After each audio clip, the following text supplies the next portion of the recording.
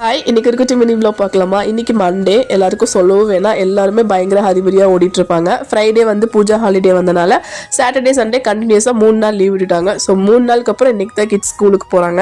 இன்னைக்கு கிட்ஸோட லஞ்ச் பாக்ஸுக்கு வந்து கேரட் சாதம் காலையிலேயே பண்ணிட்டேன். பிரேக்ஃபாஸ்ட்டுக்கு வந்து இடியாப்பம் தேங்காய் பால் தான். இடியாப்பம் எப்பவும் போல் அரிசி மாவில் கொஞ்சமாக வந்து உப்பு நெய் சுடு தண்ணி போட்டு பசஞ்சு ஊற வச்சுட்டு இடியாப்பம் பாயில் பண்ணி எடுத்தாலே நல்லா சாஃப்டாக வந்துடும். ஸோ கிட்ஸ் ஸ்கூலுக்கு அனுப்பதுக்கப்புறம் இன்னைக்கு 10 o'clock தான் பிரியாணி பண்ண ஆரம்பித்தேன்.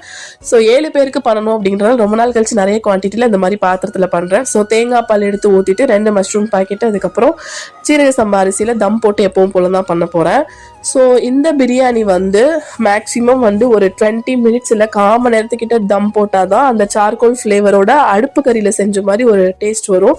மேக்ஸிமம் விறகடுப்பில் செய்கிற பிரியாணிக்கும் நம்ம வீட்டில் செய்கிற பிரியாணிக்கும் ஒரு டேஸ்ட் கொடுக்கும். ரெண்டுமே டிஃபர் ஆகும். பட் நீங்கள் சார்கால் போட்டு நல்லா தம் 20 minutes போட்டிங்க அப்படின்னா 2 பிரியாணிக்கும் எந்த வித்தியாசமுமே இருக்காது. ரொம்ப சூப்பராக இருக்கும் பிரியாணி. ஸோ பிரியாணிலாம் செஞ்சு முடிச்சுட்டு தம் போட்டு எடுத்து வச்சுட்டேன். ஸோ அதுக்கப்புறம் கொஞ்சம் திங்ஸ் வாங்க வேண்டிய வேலை இருந்தது. ஸோ எக்கோட வேலையெல்லாம் கொஞ்சம் குறைஞ்சிருக்குன்னு சொன்னாங்க. ஸோ மொத்தமாக எக் வாங்கி வைக்கலான்னு சொல்லிட்டு கொஞ்சம் ஃப்ரூட்ஸும் வாங்கிட்டு வரலான்னு சொல்லிட்டு இன்னைக்கு காலையிலேயே வந்து வெளியில் வந்துட்டேன். ஸோ இன்னைக்கு தான் என்னோட டே இப்படி தான் இருந்துச்சு.